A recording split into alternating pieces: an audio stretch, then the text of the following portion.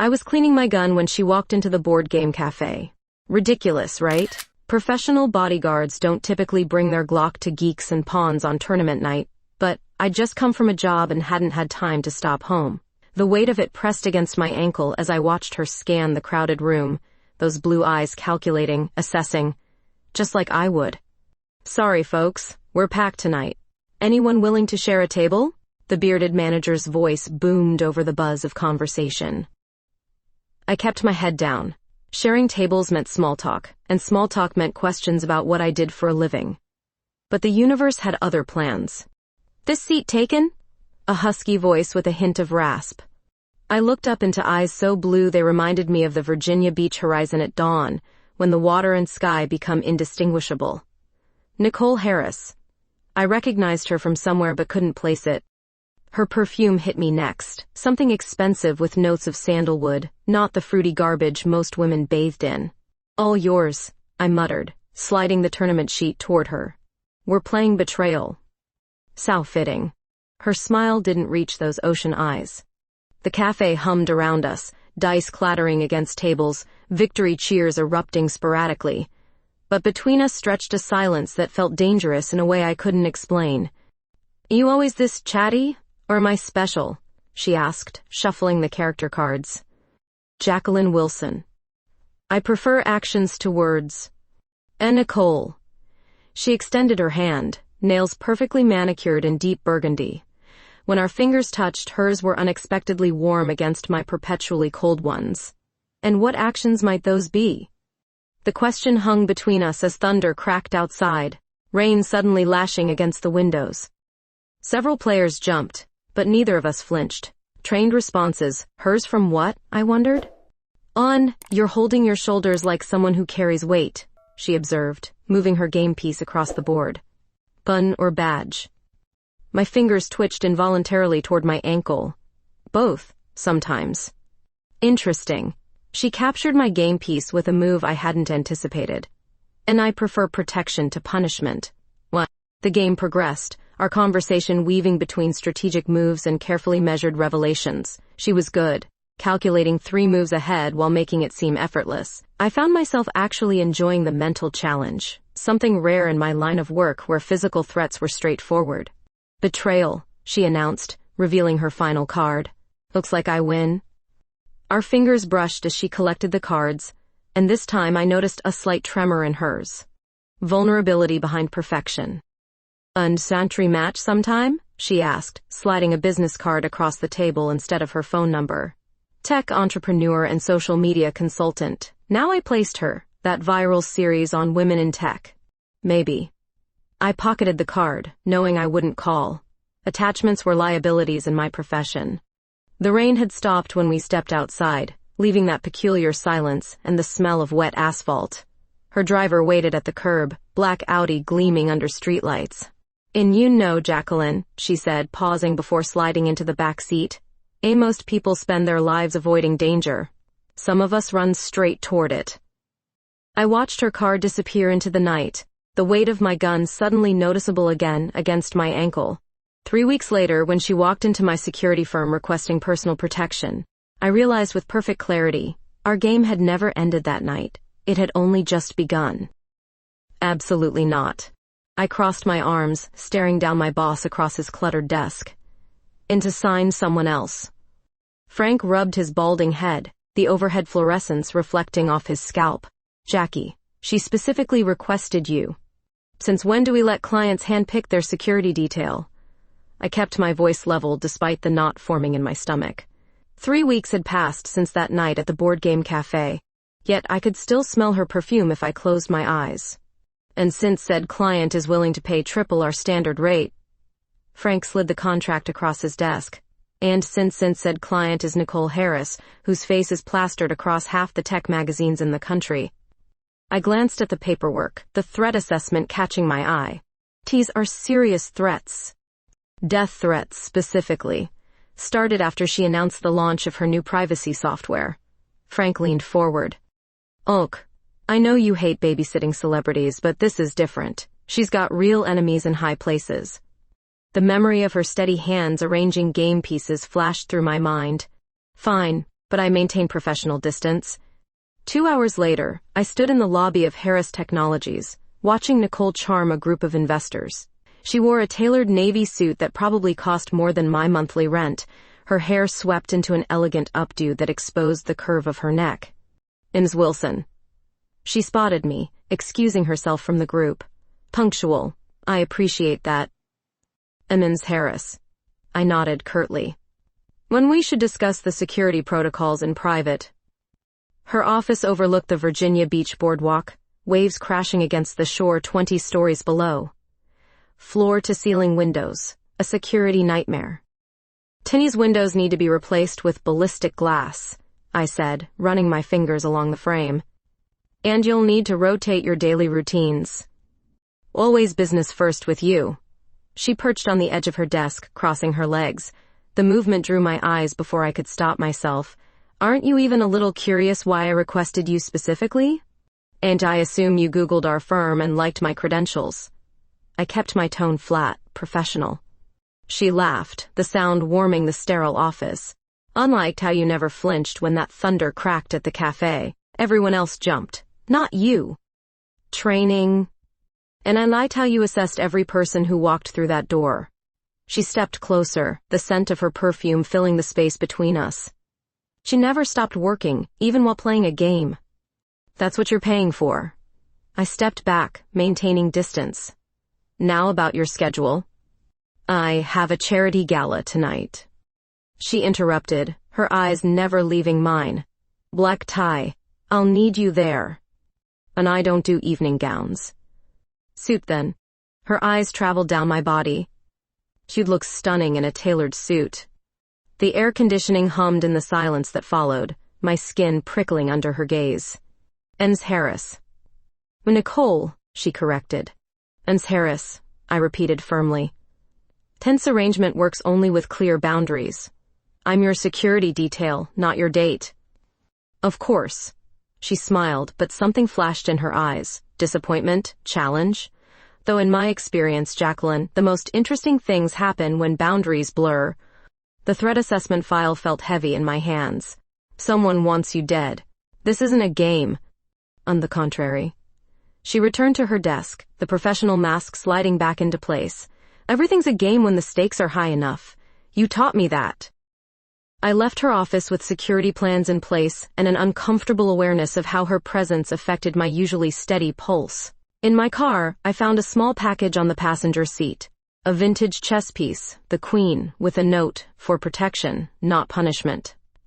That night, as I stood guard at the gala in my only decent suit, watching her work the room with effortless charm, I realized my biggest security risk wasn't the threats against Nicole Harris. It was the way my eyes kept finding her across the crowded room, and the dangerous realization that I was starting to care about more than just keeping her alive.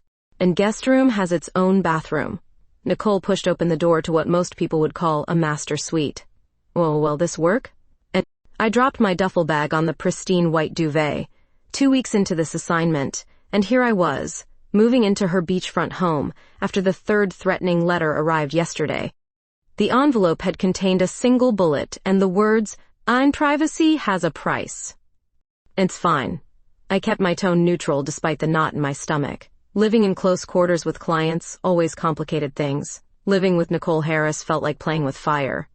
"Just fine?" She leaned against the doorframe, amusement dancing in those blue eyes. "Bunt, this room was featured in Coastal Living last year." I glanced around at the carefully curated space, the artfully weathered driftwood lamp, the abstract painting of ocean waves, the impossibly soft-looking throw blanket. "It's very... you...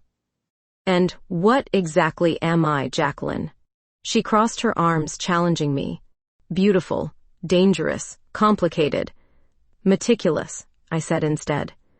"Everything in its perfect place." She studied me for a moment. "And you'd be surprised how much chaos lurks beneath my perfect surfaces." The house tour continued. State-of-the-art kitchen, home office with 3 monitors, living room with floor-to-ceiling windows facing the ocean. Each room revealed another layer of Nicole. Cookbooks with dog-eared pages, a collection of vintage tech memorabilia, a surprisingly worn paperback of poetry on her nightstand. "Security system is decent," I said, examining the control panel. But we'll need to upgrade. Whatever you recommend. She brushed past me, her shoulder momentarily touching mine. So I trust your judgment. That night, I sat at her kitchen island reviewing security footage while she worked nearby, the gentle clicking of her keyboard providing a rhythmic backdrop. The domesticity of the scene felt strangely comfortable. Side coffee? She appeared beside me, 2 mugs in hand. Thanks.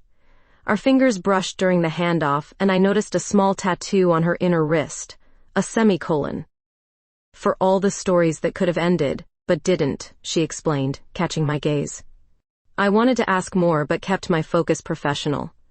And we should discuss your schedule for tomorrow. The next morning I woke to the smell of bacon and the sound of Nicole humming in the kitchen. Dangerous territory, these glimpses of her ordinary life, the Nicole behind the public persona. "A mail's here," she called as I came downstairs. "Including another love letter for me." My body tensed instantly. "Don't touch it." The envelope sat innocently on the counter, same handwriting as before.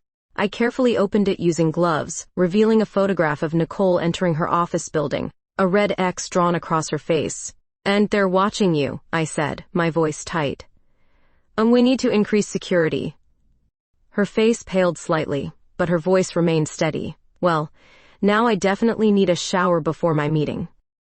That evening, a storm rolled in from the Atlantic, lightning illuminating the beach in sporadic flashes. I made my usual security rounds, checking windows and doors, the sound of rain pounding against the roof. "Can't sleep?" Nicole's voice startled me as I reached for the front door handle. We collided in the darkness, her reaching for the door as I turned around. Suddenly we were inches apart, her hand brushing mine on the doorknob. Lightning flashed, illuminating her face, hair tousled from bed, eyes wide and searching mine. "Just doing my job," I whispered, but didn't move away. The thunder rumbled outside as we stood frozen in that moment, her fingers still touching mine. The professional distance I'd maintained crumbled as she leaned forward, her lips meeting mine in the darkness. The kiss was gentle at first, questioning, then deepened as I responded, despite every professional instinct screaming in protest. Her hands found my face, warm against my skin, as the storm raged outside. I pulled back suddenly, reality crashing down. "Oh, we can't." "I know." She stepped away, but her eyes held mine. "Oh, but we just did." I retreated to my room, touching my lips where hers had been, knowing with absolute certainty that keeping Nicole Harris safe had just become infinitely more complicated. Because now it wasn't just her life I was worried about protecting, it was my heart as well. You're not wearing that." I eyed Nicole's outfit, a sleek red dress that hugged every curve and practically screamed, "Set, look at me." "Last I checked, you're my bodyguard, not my stylist." She applied another coat of lipstick, the same dangerous red as her dress. 3 days had passed since the kiss. 3 days of careful distance, of pretending it never happened. 3 days of me failing miserably at forgetting the taste of her lips. "And dress makes you a target," I said, professional mask firmly in place. "And a tech conference already has security concerns." "Tis dress makes me memorable." She turned, giving me the full effect. "In this industry, being forgotten is worse than being targeted." I bit back further arguments. The Virginia Beach Technology Summit was her biggest speaking engagement of the year, and I understood the game she was playing. In the male-dominated tech world, Nicole had learned to weaponize her beauty while making them respect her brain. The conference center buzzed with activity. Startup founders pitching investors, tech giants showcasing prototypes, and everywhere, people recognizing Nicole. She navigated the crowd with practiced ease, shaking hands and exchanging business cards while I shadowed her, scanning for threats.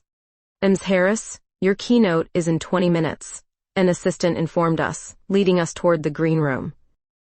Backstage, Nicole transformed. The social butterfly disappeared, replaced by intense focus as she reviewed her notes.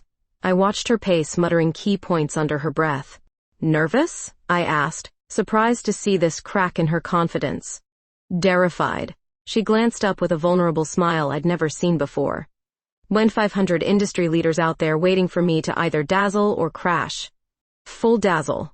The words slipped out before I could stop them. Her eyes met mine, something soft passing between us before she nodded and returned to her notes. When Nicole took the stage, I positioned myself at the side entrance, watching both her and the crowd. Her presentation on digital privacy protection captivated the audience, technical enough for the experts, accessible enough for everyone else. This wasn't the flirtatious social media personality. This was a brilliant businesswoman commanding respect. And a right to privacy isn't just about hiding, she concluded. It's about having the freedom to reveal ourselves on our own terms. Her eyes found mine briefly, and I wondered if the message was meant for me. The applause was thunderous. During the Q&A, Nicole handled even the most challenging questions with grace and authority. Pride swelled in my chest, unexpected, unprofessional, but undeniable. Then I spotted him, a man moving too purposefully toward the stage, hand reaching inside his jacket. I was moving before conscious thought, pushing through the crowd as Nicole answered another question, oblivious to the approaching threat. And that's why our new software... Her words cut off as the man lunged forward. I intercepted him 3 feet from the stage, tackling him to the ground as screams erupted. Pain exploded across my forehead as his elbow connected with my face. Security guards swarmed, but not before I'd subdued him, his body pinned beneath mine. Just wanted an autograph, he slurred, clearly intoxicated. The object in his jacket, a tech magazine with Nicole on the cover. False alarm. But the cut above my eye bled profusely as security escorted Nicole and me to a private room. Her hands trembled as she pressed a cloth to my forehead. "You're hurt because of me," she whispered, her face inches from mine. "And just doing my job." My voice sounded rough even to my own ears. "Is that what this is to you? Just a job?" Her fingers traced the edge of the cut, gentle despite their trembling. The door opened before I could answer, hotel staff bringing first aid supplies. Nicole cleaned the wound with surprising skill, her touch sending shivers across my skin. Later, in her hotel suite, she insisted on checking the cut again. The adrenaline had worn off, leaving us both drained. Her fingers brushed my hair back, lingering longer than necessary. "I could have been hurt worse," she murmured. "But I wasn't." Her eyes traveled my face, landing on my lips. "Jacqueline." Whatever professional boundaries remained between us dissolved as she leaned forward. This kiss was different from our first, urgent, needy breaking open something I'd kept locked away. Her hands slid beneath my shirt, warm against my skin, and I stopped thinking altogether. Hours later, watching her sleep beside me, her body curled against mine, I faced an uncomfortable truth. I was no longer just protecting Nicole Harris. I was falling for her. And in my profession, that was the most dangerous position I could possibly be in. Addison Russell. I slid the photograph across Nicole's kitchen island. Former business partner, co-founder of your first startup. Currently CEO of Rivitech. Nicole's coffee mug paused halfway to her lips. 2 weeks had passed since the tech conference, since the night that changed everything between us. 2 weeks of professional boundaries crumbling in private while I maintained my vigilance in public. "Where did you get this?" Her voice was steady, but I caught the slight widening of her eyes. Traffic cam footage outside your office the day before the first threat arrived.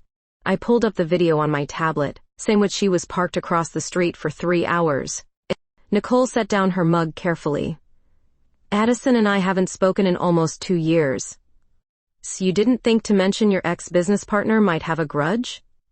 "Former business partner," she corrected. But something in her expression shifted. "And it was complicated." "Complicated how?" I pressed, professional instincts overriding personal feelings. Nicole sighed, running a hand through her hair. "And we founded Privacy together right out of grad school. Built it from nothing to a multi-million-dollar company. And we were close." She met my eyes directly, very close. The implication hung in the air between us. Jealousy, unprofessional, unwanted, twisted in my stomach. When the company got acquired, I wanted to take the money and start something new. Addison wanted to stay, climb the corporate ladder. Nicole's fingers traced patterns on the marble countertop. We disagreed, professionally and personally. I disagreed enough for her to threaten your life 3 years later? And Addison has always been intense. Nicole looked away. But this doesn't feel like her style. I gathered the evidence I'd compiled, the threatening letters, surveillance photos, a timeline of incidents, and a handwriting on the threats matches samples of hers I obtained. And Rivatex stands to lose millions if your new privacy software launches. Nicole paled slightly. You think she'd actually hurt me? Before I could answer, my phone chimed with a weather alert. Hurricane warning for Virginia Beach, expected to make landfall in 36 hours. Perfect timing, Nicole muttered. We spent the day securing the house, boarding windows, stocking supplies, moving valuables to upper floors. The physical labor provided a welcome distraction from the revelation about Addison. By evening, the wind had picked up, rain beginning to lash against the boarded windows. Power might go out, I said, checking the generator one last time. When we should charge everything. Nicole nodded, unusually quiet as she arranged candles on the coffee table. The storm's approach mirrored the tension building between us, questions unasked, feelings unacknowledged. By midnight, the hurricane hit in full force. Wind howled around the house, the sound of waves crashing against the shore audible even through the storm shutters. As predicted, the power failed, plunging us into darkness until I got the generator running. I found Nicole in the living room, wrapped in a blanket, staring at the emergency lights. And you should try to sleep, I suggested, sitting beside her on the couch. Can't. She pulled the blanket tighter. Not with all this. And Storm or Addison? Both. She turned to face me, vulnerability evident in her expression. I never thought she'd go this far. Tell me about her. The professional in me needed information. The woman in me needed to understand what they'd been to each other. Nicole was quiet for a moment. We met in a computer science class. Both women in a room full of men who underestimated us. We bonded over proving them wrong. The storm raged outside as she continued, describing their rise from student entrepreneurs to tech darlings, their relationship evolving alongside their business. She couldn't separate the two, Nicole explained. And when I wanted to leave the company, she took it as me leaving her. Was she right? I asked softly. Nicole's eyes met mine in the dim light. Yes.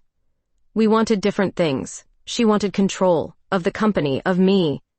A particularly violent gust rattled the house, making us both jump. Nicole shifted closer, her shoulder pressing against mine. What about us? She asked suddenly. Is this just proximity and adrenaline? The question caught me off guard. Don't know, I admitted. My job is to protect you. And after the threats stop? After Addison is no longer a concern? And I don't think that far ahead. A professional habit, living in the present, preparing for immediate threats rather than distant possibilities.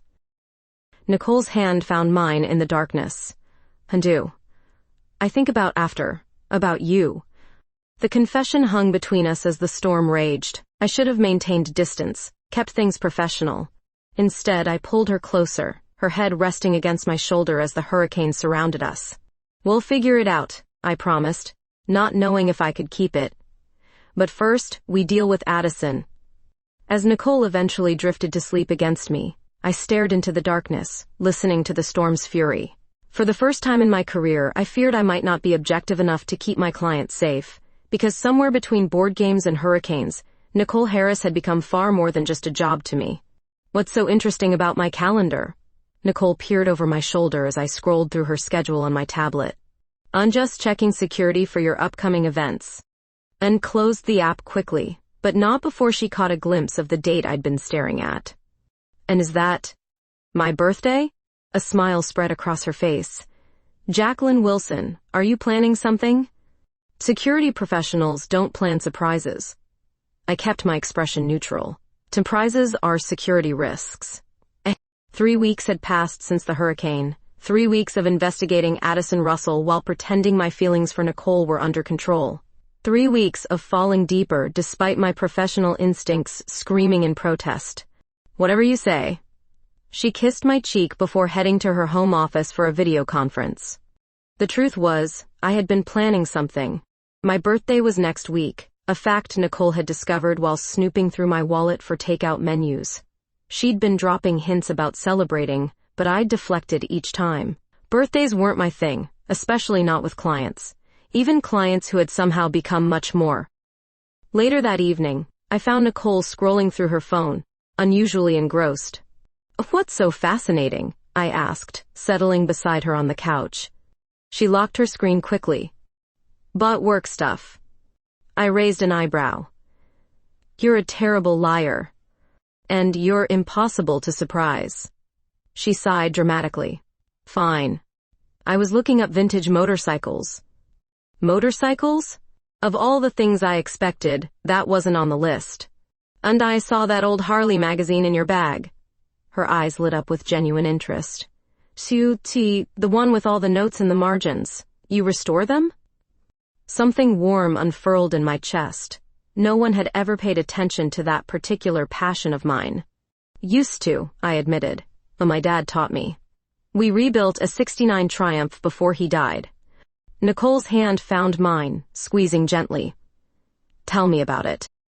That night, I found myself sharing stories I hadn't told anyone, about grease-stained weekends in my father's garage, the freedom of the open road, the meditation of mechanical work. Nicole listened with genuine interest, asking questions that showed she was really hearing me. The next morning, she was unusually secretive about her schedule. "In just meetings," she said vaguely when I asked. Nothing exciting." As her bodyguard, vague answers weren't acceptable. As whatever we were becoming to each other, it felt like a small betrayal. "Nicole, I need details." I kept my tone professional. "It's my job." "Fine." She rolled her eyes. "Meeting with my content team at 10, lunch with my developer at noon, and visiting Thunder Road Customs at 2 Wait. And motorcycle shop?" Alarm bells rang in my head. "Why?" "Anti-search." She kissed me quickly before grabbing her bag. "Don't worry, I'll have my regular security team." For 3 days, this pattern continued. Nicole disappearing to meetings while I investigated Addison Russell. The threats had stopped since the hurricane, but that made me more suspicious, not less. On the 4th day, I followed her. Professional protocol demanded it when a client was being evasive. I watched from across the street as Nicole spent 2 hours at Thunder Road Customs, talking animatedly with the owner, taking notes and photographs of a vintage BMW being restored. That evening, she was hunched over her laptop when I returned, closing it quickly when I entered. "Spying on me?" she asked, but her tone was playful rather than accusatory. "Ensuring your safety." I sat across from her. "What's going on, Nicole?" She bit her lip, considering something. "I wanted to learn about motorcycles. For your birthday." "By visiting custom shops without proper security?" "And by creating content about vintage motorcycle restoration." She opened her laptop, turning it toward me. "Look." On screen was a draft of a social media post, Nicole beside the BMW I'd seen earlier, the caption reading, "Discovering the art of restoration, when old becomes new again." "Sigh, thought I could surprise you with something you love." Her voice softened. "Show interest in your passion." The gesture touched me more deeply than I wanted to admit. No one had ever paid such careful attention to what mattered to me. "It's thoughtful," I conceded. "But risky. Life's risky." She moved to sit beside me, her shoulder pressing against mine. "But some things are worth it." The next week, on my birthday, Nicole's first motorcycle restoration post went live. By evening, it had gone viral. Thousands of comments, shares, and unexpected attention from motorcycle enthusiasts worldwide. Her follower count jumped by 50,000 overnight. And new passions. She toasted that night over dinner at home, her eyes holding mine. I should have been focused on the security implications of her rising profile. Instead, I found myself thinking about how thoroughly this woman had dismantled my defenses, restoring parts of me I'd thought were permanently broken. Much like the vintage motorcycles we now discussed late into the night. "Tech heiress finds love with motorcycle bad boy," the headline screamed from the tabloid Nicole tossed onto the kitchen counter. "Bad boy?" I raised an eyebrow, scanning the article. "I'm pretty sure I'm neither bad nor a boy." The photo showed Nicole leaning against a vintage Triumph at Thunder Road Customs, laughing with Mike, the bearded shop owner. The article spun an elaborate romance between them, complete with insider quotes about their obvious chemistry. "Welcome to fame." And Nicole sipped her coffee, seemingly unbothered. "Ain't always make up relationships." Last month, I was supposedly dating a celebrity chef because we were photographed at the same restaurant. 2 weeks had passed since her motorcycle content went viral. 2 weeks of Nicole's social media presence transforming from tech influencer to the biker influencer, a nickname her followers had given her. Her authenticity about being a beginner resonated with people, and each post gained more traction than the last. "It's ridiculous," I muttered, unable to explain the tightness in my chest as I stared at the photo. Jealousy was unprofessional, unproductive, and apparently unavoidable. Jacqueline Wilson. Nicole's voice held a note of surprise. "Are you jealous of a fictional relationship with a man who's happily married to his husband of 15 years? And concerned about security implications," I lied, focusing on the paper. "Increased public interest means increased risk." "Of course." Her knowing smile said she didn't believe me for a second. "Of course, that's definitely it." Throughout the day, the story gained traction.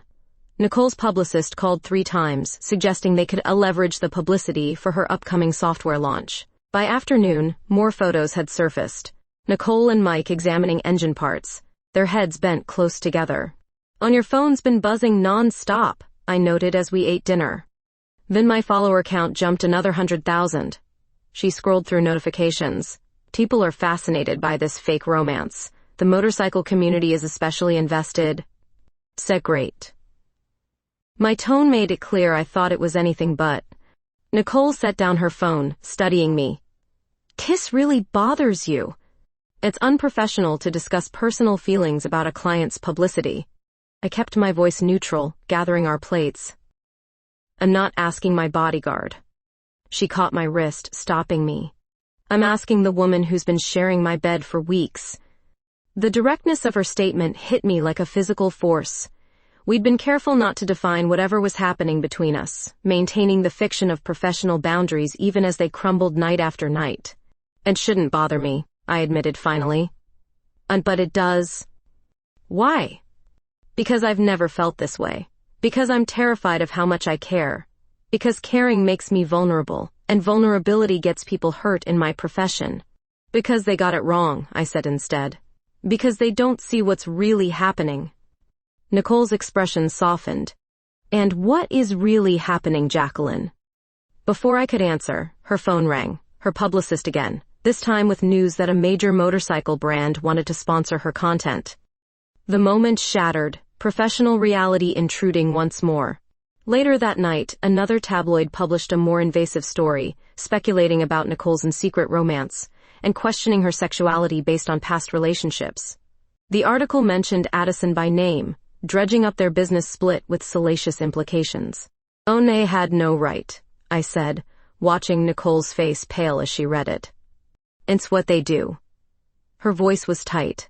"Find connections, create drama. Tennis feels targeted." I examined the article again. On a timing, the mention of Addison specifically. Nicole's phone chimed with a text. Her expression changed as she read it, something between anger and fear flashing across her face. "What is it?" I asked. "To Addison." She showed me the screen. "Enjoying your 15 minutes as a biker chick? We both know you can't even change a tire. Stop playing pretend before someone gets hurt." "That's a threat." I took the phone, documenting the message. "And it's Addison being Addison." Nicole ran a hand through her hair. She always hated when I got attention she thought I didn't deserve. Rain began to patter against the windows, the weather matching the darkening mood. I pulled Nicole close. Professional boundaries be damned. "I need to talk about what's happening," I said quietly. "With Addison, with us." "If there's an us?" Her voice held a vulnerability I rarely heard. The question hung between us as the rain intensified. My training told me to step back, to maintain objectivity. My heart had other ideas. "Yes," I admitted, the word feeling like jumping off a cliff. "There's definitely an us." The argument that followed wasn't what I expected, not about our relationship, but about how to handle Addison and the media storm. Nicole wanted to ignore it. I insisted on confronting it head-on. Professional disagreement spilled into personal territory until we were standing in her driveway, rain soaking us both as words we couldn't take back hung in the air between us. "So, "You don't get to control this," she shouted over the downpour. My life, my choice. And my job is to protect you," I countered, rain streaming down my face. "Is that all this is to you? A job?" The question struck like lightning, illuminating everything I'd been avoiding. I closed the distance between us, pulling her into a kiss that answered more honestly than words ever could. The rain continued to fall as we stood there, professional pretenses finally washed away completely. "Nicole, you look beautiful," I whispered, adjusting Nicole's earpiece as we stood backstage at the Virginia Beach Technology Awards. After our rain-soaked confrontation 3 nights ago, something had shifted between us. A new honesty, a dropping of pretenses. "And clean up pretty well yourself." She straightened my tie, her fingers lingering against my collar. The navy suit I wore was new, purchased specifically for tonight's event, where Nicole would receive the Innovation Award for her privacy software. "So remember the exit routes?" I asked, professional mode engaging as the crowd noise swelled beyond the curtain. "Ace door by the stage, service corridor behind the bar, kitchen exit to the parking garage," she recited perfectly. "I've been paying attention." "Pay good." I scanned the backstage area again. Security was tight, my team positioned strategically throughout the venue, but uneasiness prickled along my spine. Addison hadn't responded to Nicole's cease and desist letter regarding the threats, and her silence worried me more than her messages had. "Stop looking so serious." Nicole squeezed my hand. "Nothing's going to happen tonight." The awards ceremony proceeded smoothly. Speeches, applause, the glittering elite of the tech world networking over champagne. I shadowed Nicole as she moved through the crowd, accepting congratulations with grace while I monitored for threats. "And Nicole Harris." The voice came from behind us, familiar enough to make Nicole freeze mid-conversation. Addison Russell stood there in a sleek black dress, champagne flute in hand, smile not reaching her eyes.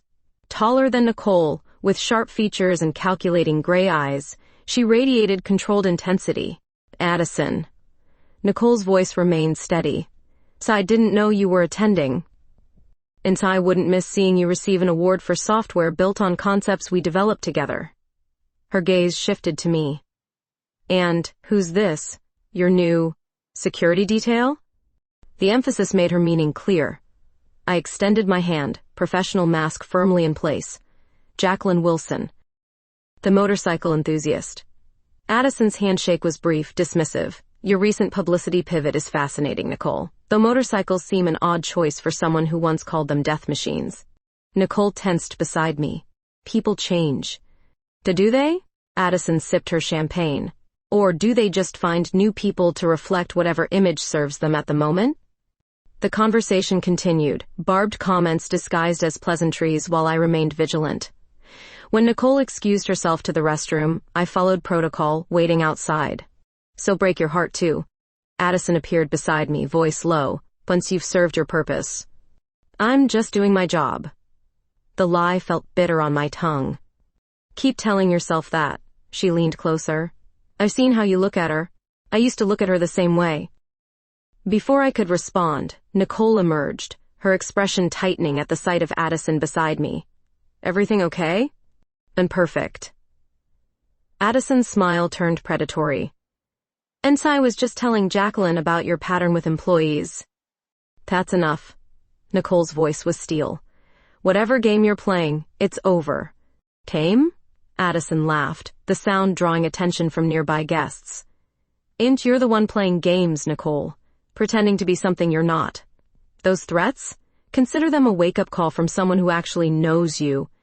The admission hung in the air between us. I stepped forward, positioning myself between them. "So you just confessed to criminal harassment?" "And prove it." Addison's composure cracked slightly, her voice rising. "Prove any of it. Your word against mine, and I still have friends on the board of your company, Nicole." The confrontation escalated, Addison's carefully maintained facade crumbling as years of resentment poured out. Security approached as her voice grew louder, her gestures more erratic. When she grabbed Nicole's arm, instinct took over. I moved between them, firmly removing Addison's hand. "Don't touch her." My voice was deadly calm. "Or what?" Addison's eyes were wild now. "You'll shoot me? Is that how you protect her? From everyone who sees through her? Security escorted Addison out, her final words echoing, "She'll discard you too, once you're no longer useful." The drive home was silent, Nicole staring out the window as rain began to fall again, gentle this time, nothing like the storm of our argument days before. In her bedroom, vulnerability finally broke through. "She's right about one thing," Nicole whispered as I helped unzip her dress. "I do have a pattern of getting close to people who work for me."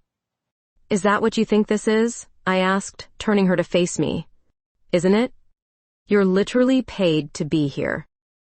The question cut deep, forcing me to confront the professional lines I'd crossed, the feelings I'd developed despite every protocol. Not anymore. I pulled her close, the admission of what we'd become finally spoken aloud, to stopped being just a job a long time ago. What followed was different from our previous nights together, slower, more deliberate, each touch an affirmation of something beyond professional boundaries. In the aftermath, Nicole traced the scar above my eye, remnant of the conference incident. I'm sorry about Addison," she whispered. Oh, about all of it." "Don't be." I kissed her palm. "Some threats are worth facing." As Nicole drifted to sleep in my arms, I stared at the ceiling, confronting the reality of our situation. I couldn't be her bodyguard and her lover. Something would have to change, my job or our relationship. For the first time in my career, I was willing to consider options I'd never thought possible. All because of the woman sleeping beside me. "And can't do this anymore." The words hung in the air between us, as I placed my resignation letter on Nicole's kitchen counter. 2 weeks had passed since the confrontation with Addison. 2 weeks of increased security measures and careful legal maneuvering that had resulted in a restraining order against her. Nicole stared at the paper, her coffee forgotten. "You're quitting." "Ends your bodyguard?" "Yes." I met her gaze steadily. "I can't protect you objectively anymore. It's not professional." "Professional." She repeated the word like it tasted bitter. "Always back to that." "Nicole." "No, I get it." She pushed away from the counter. "The job comes first. It always has." I caught her wrist gently. "Oh, you didn't let me finish." Outside, Virginia Beach was coming alive with early morning light, the ocean visible through the windows. 6 months had passed since that first night at the board game cafe, 6 months that had changed everything. "And resigning as your bodyguard," I continued, "and because I can't be both the woman who protects you and the woman who loves you." Her eyes widened at the word neither of us had spoken before. "Loves me?" "Yes." The admission felt like stepping off a cliff and finding I could fly. "I love you. And I can't risk your safety because my feelings cloud my judgment." "So, your solution is to leave?" Her voice cracked slightly. "My solution is to change the parameters." I pulled a business proposal from my bag. "Our company needs a security director. Someone who understands the threats you face but isn't responsible for your personal protection." Nicole took the proposal, scanning it quickly. "You want to run my corporate security division?"